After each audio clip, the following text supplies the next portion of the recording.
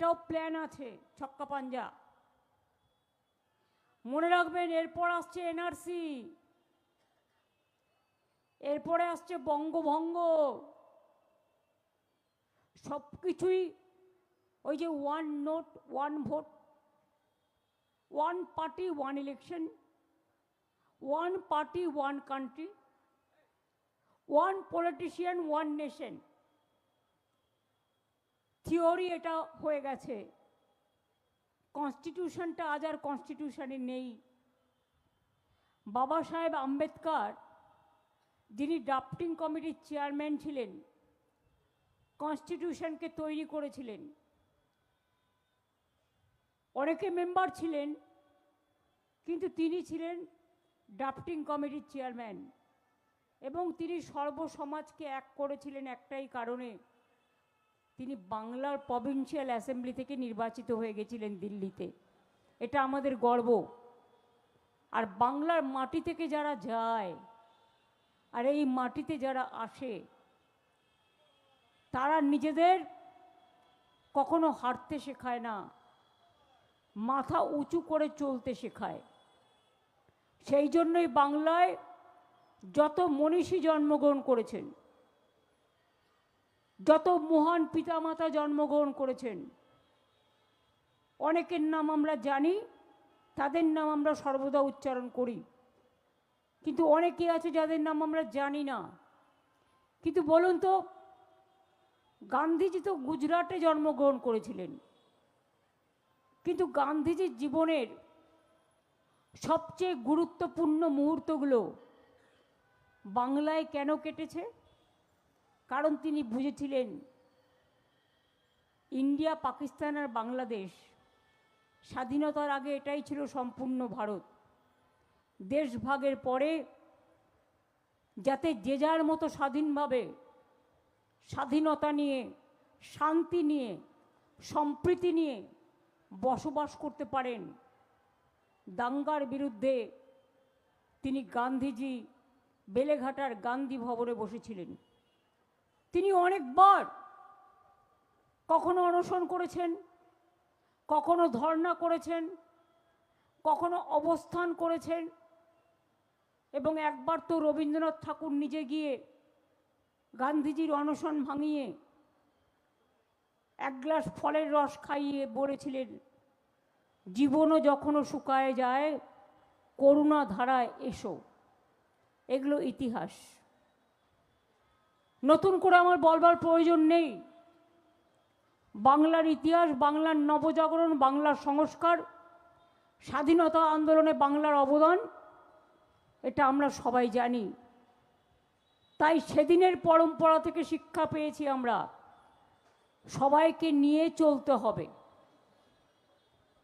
যারা নিজেদের হিন্দু ধর্মের ধারক বাহক মনে করেন, শুনুন, ধর্মের ধারক বাহক হতে গেলে মনটাকে আগে পরিষ্কার রাখতে হয়, হৃদয়টাকে মুক্ত রাখতে হয়, হৃদয়টাকে মানবিক হতে হয়, হৃদয়টাকে সংস্কৃতি মনা হতে হয়, হৃদয়টাকে সবার জন্য খুলে রাখতে হয়। আমি শ্রীকৃষ্ণের উপদেশ মাঝে মাঝে শুনি। তিনি একটা জায়গায় বলছেন, তুমি হাতের 5টা আঙুল যদি একসাথে করো মুঠো হয়ে যাবে, একটা আঙুল দিয়ে কিন্তু মুঠো হয় না। ইন্ডিকেশনটা বুঝতে পারছেন? যে সবাইকে নিয়ে চলা। মনে রাখবেন, আমাদের যত মনীষী সারা দেশে আছেন, জৈন ধর্মের মানুষরা কি বলে? জিও আর জিনে দো। তফাৎটা কোথায়?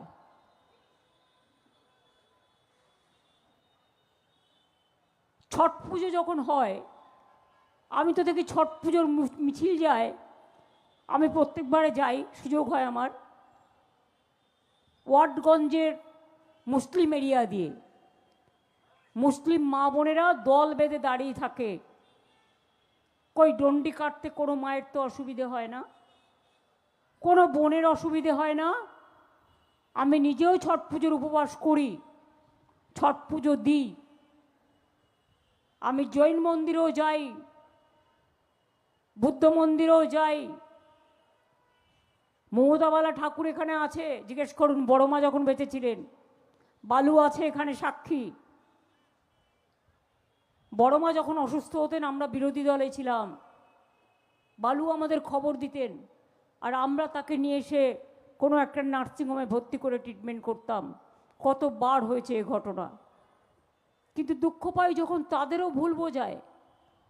বিজেপি তো মতুয়াদের সর্বনাশ করে দিয়েছে। যখন 800 টাকা দিয়ে ফর্ম লিখিয়েছে, তাতে লিখে দিয়েছে আমি বাংলাদেশি ছিলাম, মানে 25-এ লিখছে বাংলাদেশি ছিলাম, আমি এখন কেয়া নিতে চাই, আমি ভারতীয় নই। এটা মতুয়া ভাই বোনেদের দিয়ে লেখানো হয়েছে। আমার কাছে কাগজ আছে, সেই জন্য আমি ছুটে গেছিলাম গাইঘাটা বনগার ওই দিকটা সতর্ক করতে, যে আপনাকে দিয়ে লিখিয়ে নিচ্ছে আমি দোষী। আর বিজেপি পার্টি করে, ঝান্ডা ধরে, এই রকম কিছু গেরুয়াকরণকারী, তাদের নাম লুকিয়ে লুকিয়ে বসে, এমনকি এ খবরও আমার আছে, রিসেন্ট টেস্টে তাকেও ক্যাশ সার্টিফিকেট দেওয়া হয়েছে। 4টে গ্রুপ করেছেন অমিত শাহ। এনাকে যত আলোচনা করবেন না, তত মুখের কথা নষ্ট হবে। Better not to speak, better to ignore him. যতগুলো কাজ করেছে, আমি একা তো ওনাকে দোষ দেবো না। মাথার ওপরে যিনি থাকেন, তিনি যদি সর্বগ্রাসী হয়, তার নিচেরা যারা থাকে তারাও তো সর্বগ্রাসী হবে দেখায়। কিন্তু দিল্লি মিডিয়া, ইউ ফরগেট, গদি মিডিয়া, বিজেপি পার্টি অফিস থেকে সকালবেলা একটা উটচিংড়ের ইংরেজি আমি জানি না, ওরাও খুঁজে পাবে না। উটচিংড়ে ফোন করে মালিককে বলে, অথবা কোম্পানির ম্যানেজারকে, সেই মিডিয়া হাউসের, আজকের নিউজ এটা যাবে, এটা ছাড়া আর কোনো নিউজ যাবে না। অর্থাৎ মিডিয়া যারা main pillar to save democracy, তাদের লোকে এখন গদি মিডিয়া কেন বলে? কারণ তো একটাই। আমি এর জন্য সাংবাদিকদের দোষ দিই না, ওদের কোনো দোষ নেই, ওরা চাকরি করে। ওদের মালিকরা নিজেদের স্বার্থে ইডি থেকে বাঁচতে, সিবিআই থেকে বাঁচতে এবং ইনকাম ট্যাক্স থেকে বাঁচতে, মোদি অমিত শাহর অত্যাচারের হাত থেকে বাঁচতে তারা মাথা বিকিয়ে দিয়েছে। আমার খারাপ লাগে দেখে, যখন বাংলাকে টার্গেট করে বাংলার সাথে এত অত্যাচার হয়। আরও তো ভারতবর্ষে অনেক পলিটিক্যাল পার্টি আছে, অন্যদের উপরে কোনো অত্যাচার হলে আমরা প্রতিবাদ করি, এটা আমাদের প্রতিবাদের ভাষা। বাংলাকে টার্গেট করলে আপনারা লুকোপ্লাস্টার পরে বসে থাকেন কেন? বিপদে যে বন্ধু নয়, যুদ্ধে যে বন্ধু নয়, সে কিন্তু তার দুর্দিনেও বন্ধু খুঁজে পাবে না।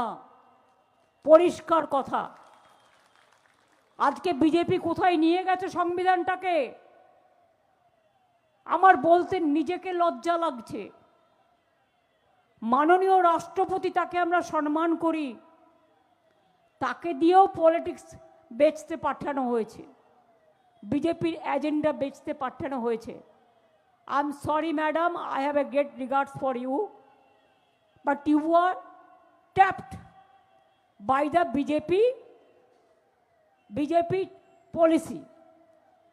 তখন তিনি বুঝলেন, এসে বললেন, না না, এত মানুষ যখন মারা গেছে, তখন আমি শুধু আমার জন্য কেন বলবো, আমি বুঝতে পেরেছি মৃত্যুর আসল সত্য। সেরকম এদেরও একদিন এসআইআরের ভূত এদের ঘাট থেকে নামবে, যেদিন ক্ষমতায় থাকবে না। যাদের ভোটার লিস্টের নাম আছেন, ভাবছেন আমি সেফ হয়ে গেছি, তাদের জন্য বলি, এরপরে আসছে এনআরসি, ওটাও প্ল্যান করা, বঙ্গভঙ্গ ওটাও প্ল্যানে আছে। আমি সকালে হুঙ্কার দিয়েছিলাম বলে দুপুরে বলেছে যে না না, কিন্তু আমি তো জানি ওটা হ্যাঁ হ্যাঁ। এবং এই সব চিন্তাভাবনা করেই যখন এসআইআর চলছে, রথযাত্রায় শ্রীকৃষ্ণর দেখা মিলছে না, জগন্নাথ দেবের দেখা মিলছে না, চৈতন্য দেবের দেখা মিলছে না, তখন সংবিধানের যারা পদাধিকারী, সংবিধানকে মেনটেন করে চলেন যারা, তাদের দিয়েও এই কুকর্ম অকর্মগুলো করানোর চেষ্টা হচ্ছে। এটা দেশের পক্ষে শুভ সংকেত নয়, এটা অশনি সংকেত।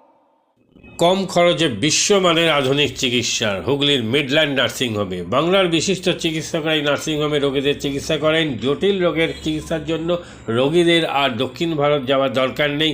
হুগলির মিডল্যান্ড নার্সিংহোমে পাওয়া যাবে বিশ্বমানের আধুনিক চিকিৎসা পরিষেবা।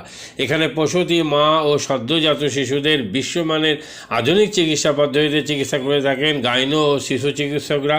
দুপুর 12টা হোক বা রাত্রির 12টা, রোগীদের জন্য 24 ঘন্টা চিকিৎসা পরিষেবা বজায় রেখেছে হুগলির মিডল্যান্ড নার্সিংহোম। আমি ডক্টর মানস ঘোষ, আমি মিডল্যান্ড নার্সিংহোমের মেডিকেল ডিরেক্টর। বিশেষত্ব বলতে যেটা আপনি বললেন, একটা হচ্ছে এনআইসিইউ, নিউনেটাল কেয়ার ইউনিট। আমি বলতে পারি এটা আমাদের আশেপাশে হুগলি জেলায় নেই। নিউনেটাল মানে হচ্ছে যেটা বাচ্চা জন্মের পরেই প্রথম 28 দিনকে আমরা নিউনেট বলি, প্রথম ফার্স্ট 4 উইকস।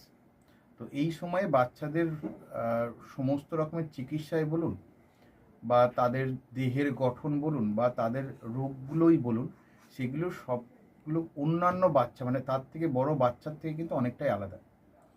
এবং এই ক্ষেত্রে বাচ্চাদের বাচ্চারা খুব সেন্সিটিভ হয়, বাচ্চাদের রোগ প্রতিরোধ ক্ষমতাও অনেক সময় কম থাকে এবং এগুলোর জন্য স্পেশাল কেয়ার লাগে নিউনেট, এবং তাদের পুরো চিকিৎসা পার্টটা একটা আলাদাভাবে তৈরি হয় প্রথম 28 দিনের জন্য।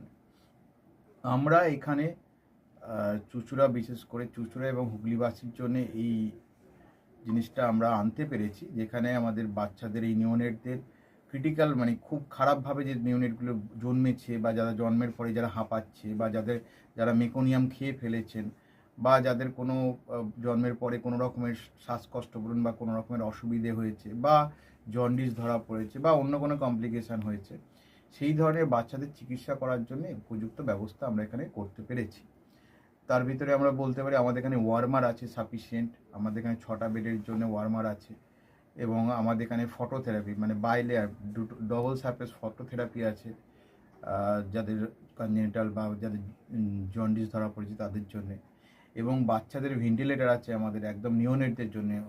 এই ভেন্টিলেটার সাধারণভাবে সব জায়গায় পাবেন না, এবং বাচ্চাদের বাবেল সিপ্যাপ যেটা একটা স্পেশালাইজ মেশিন, বাচ্চাদের যেহেতু ভেন্টিলেটার খুব বেশি লাগে না, কিন্তু বাবেল সিপ্যাপ বলে একটা জিনিস খুব বেশি লাগে, তাদের অক্সিজেনের পরিমাণ কমে গেলে, তাদের শ্বাসকষ্ট হলে, সেটাও আমাদের এখানে আছে। এবং আমি কিছুদিন আগে আমাদের একটি বাচ্চা এখানে ভর্তি হয়েছিলেন যার শ্বাসকষ্ট হতে শুরু করেছিল জন্মের 6 ঘন্টা পর থেকে, এবং সুন্দরভাবে তাকে আমরা এখানে চিকিৎসা দিয়েছি। আমাদের এখানে দুজন খুব ইয়ং এনথুজিয়াস্টিক পেডিয়াট্রিশিয়ান আছেন, ডক্টর মৈত্র এবং ডক্টর ঘোষ। তো তাদের দুজনের আন্ডারেই বাচ্চা ভর্তি ছিলেন। অন্য পেডিয়াট্রিশিয়ানরাও আসেন, বাট এনারা আমাদের এখানে সবসময়ই থাকেন মোটামুটি একটা স্তম্ভের মতো আমাদের নিউনেটাল কেয়ার ইউনিটের জন্য। এবং বাচ্চাটি এই মুহূর্তে খুবই ভালো আছে, তাকে আমরা ডিসচার্জ করেছি। এটা কি প্রিম্যাচিওর বেবিদের ক্ষেত্রে এটা বেশি প্রয়োজন হয়? ভীষণভাবে প্রিম্যাচিওর বেবি যারা একটু আগে জন্মেছেন বা যাদের ওয়েট কম হয়েছে, এবং অনেক সময় মায়ের বা ওয়েট অনেক সময় বেশি ওয়েট হলেও যে সেটা ভালো সেরকম নাও হতে পারে, যেমন ডায়াবেটিসের ক্ষেত্রে হতে পারে। তো অনেক সময় বাচ্চাদের বারবার জন্মানোর পর সুগার ফল করছে, এটাও আমরা দেখি। অনেকগুলো কারণে যেগুলো জন্মের পরেই যে সমস্ত সমস্যাগুলো হয়, সেগুলোর জন্য এরকম স্পেশালাইজ ইউনিট দরকার হয়, নিউনেটাল কেয়ার ইউনিট, এবং সেটা আমরা এখানে করতে পেরেছি। প্রথম কথা হচ্ছে জীবনের দাম সব থেকে বেশি, ঠিক আছে, এবং যে মা 10 মাস তার বাচ্চাটাকে গর্ভে ধারণ করেছেন, তার জন্য সারা পৃথিবীর সব থেকে মূল্যবান জিনিস বা সেই বাবাটির জন্য কিন্তু সেই শিশুটি। রিগার্ডিং কস্ট যদি বলেন, আমরা এমনিতে একটা মফস্বল এলাকাতে থাকি এবং আমাদের পুরো নার্সিংহোমটাই মফস্বল এলাকাতে। আমরা সেটার কথা মাথায় রেখেই আমাদের যে সমস্ত কস্টগুলো রেখেছি। এবং এই যেটা বললাম কয়েকদিন আগেই আমাদের একটি বাচ্চা যাকে হঠাৎ করে শিফট করতে হয়েছিল নিকুতে, সে চিকিৎসা পেয়ে গেল।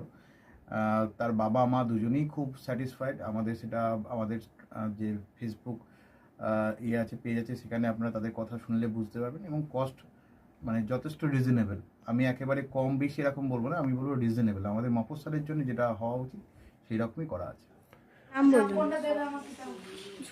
হুগলির কোদালিয়া জাতীয় যুব কম্পিউটার সাক্ষরতা মিশন স্কুল পড়ুয়াদের পাশাপাশি তরুণ প্রজন্মের কাজে স্বনির্ভর হওয়ার জন্য বিশ্বমানের কম্পিউটার প্রশিক্ষণ কেন্দ্র।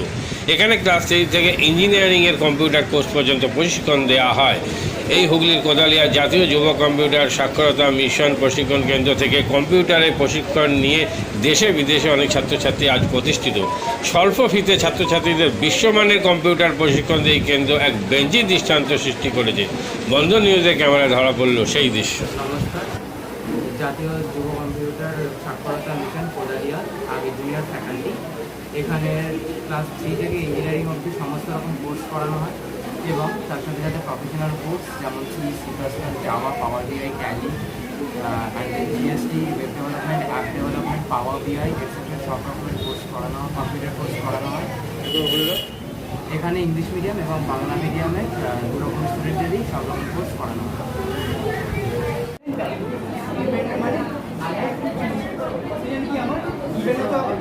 সেকেন্ড কি আমার ট্যালেন্ট, রাইট? আমি এখানে কি করলাম, এই পার্টটা আমি বার করছি কাকে, এই পার্টটা the first while loop is for the sum of digits and the second while loop is for the reverse.